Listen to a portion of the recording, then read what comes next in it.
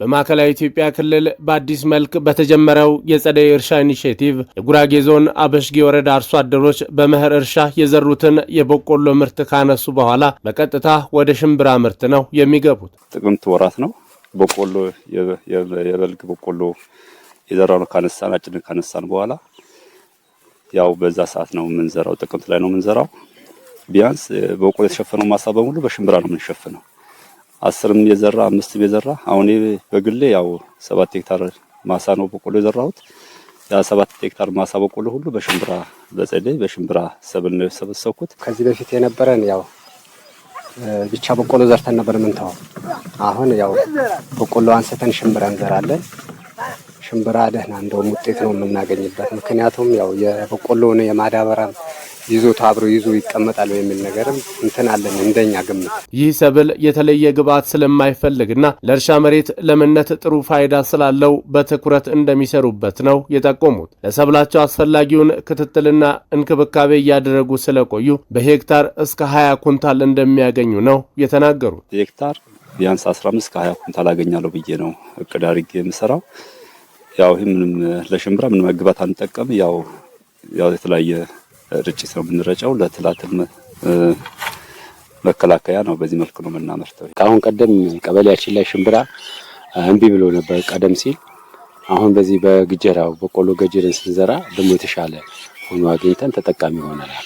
በአበሽጌ ወረዳ ከዚህ ቀደም በዓመት 1 ጊዜ ብቻ የማምረቱ ባህል ተቀይሮ አርሶ አደሮች እስከ 4 ጊዜ ማምረት ጀምረዋል ይላሉ የወረዳው ግብርና ጽሕፈት ቤት ኃላፊ አቶ አብዱልከሪም መሐመድ። በተለይ አዲሱ የጸደይ እርሻ ኢኒሼቲቭ ከተጀመረ በኋላ የአርሶ አደሮች የስራ ባህል እንዲቀየር በማድረጉ ሁሉም በእርሻ እንዲያሳልፉ አድርጓል ብለዋል። ይሄ የጸደይ ሰብል ያው አዲስ ኢኒሼቲቭ ነው። እንደ ክልልም ምናልባት ያው ሰብሉ በራሱ የራሱ የሆነ ፋይዳ ያለው ነው። ከምርትን ባሻገር የመሬቱን ከመጠበቅ ከማከር ጋር ናይትሮጂን ፊክስ ያደርጋል በባህሪው።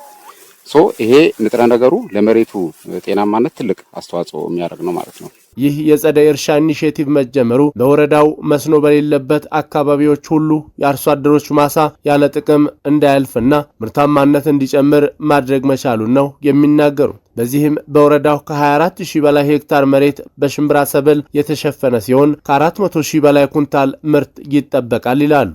መስኖ የሌለባቸው አካባቢ ከ2 ጊዜ ወደ 3 ጊዜ ማሻገር የቻልንበት ነው።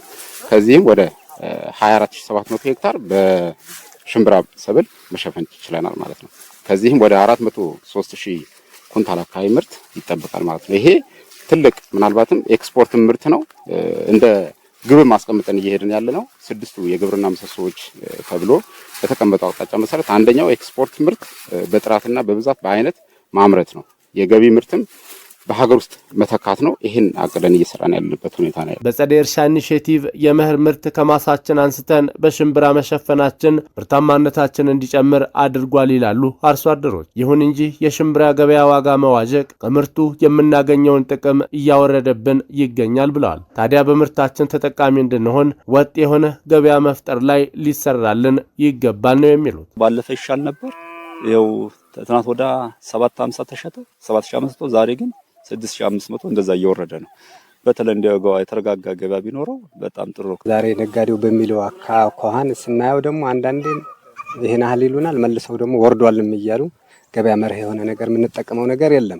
አንዳንዴም ወደ ከተማ እየወጣን አንዳንዴም ደግሞ ከዚሁ እየመጡ ሲገዙን ነው የበለጠ ለውጥ ያለው። የወረዳው አርሶ አደሮች የልፋታቸውን ያህል እንዲያገኙ ለማስቻል የኮንትራት እርሻን እንዲያከናውኑ ለማድረግ ከገዢ አካላት ጋር የማስተሳሰሩ ስራ በትኩረት እየሰራ ይገኛል ብለዋል። የውል እርሻ ሰርተን ከአርሶ አደሮች ጋር በቀበሌ ደረጃ አስተሳስረናቸው በኤክስፖርት የሚሰማሩ ባለሀብቶች አሉ። ከነሱ ጋር አስተሳስረን እየተሰራ ነው። በዛ ልክ ነው የሚሰራው።